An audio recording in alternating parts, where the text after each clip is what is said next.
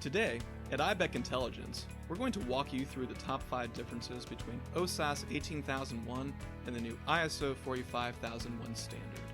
Now, this is something that has been widely discussed, but there are several misconceptions out there that we hope to clear up for you today. The first, and perhaps the most obvious difference, is the basis upon which each standard is built. Whereas OHSAS 18001 is procedure-based, ISO 45001 is process-based. Another important difference between ISO 45001 and OHSAS 18001 is the structure. The new standard is based on Annex Sl, which replaced ISO Guide 83 and applies universal structure, terminology, and definitions. You're probably well familiar with this structure if you use other systems such as ISO 9001 and ISO 14001.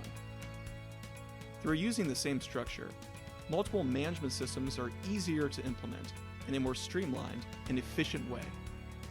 Ultimately, ISO 45001 can be best summarized as a whole company, proactive approach to incorporating a safety culture. It's a framework that can take your organization to the next level in both safety and in health. Next, we have the variable of dynamics. ISO 45001 is dynamic in all clauses, while OHSAS 18001 is not. And later in this video, we'll go over the implications of this difference. Now, we also want to look at key considerations.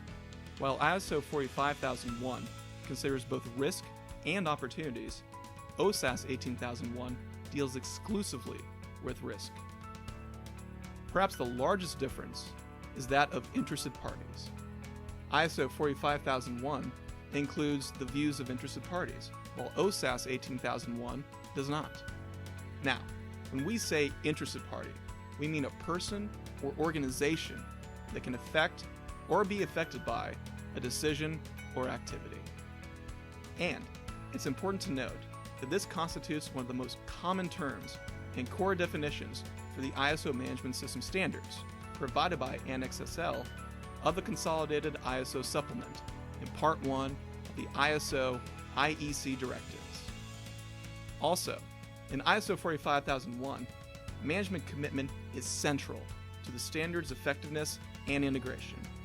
The shift in the new standard is towards managerial ownership. The safety culture of the organization will be supported by the engagement of management with workers and demonstrated by a top-down emphasis.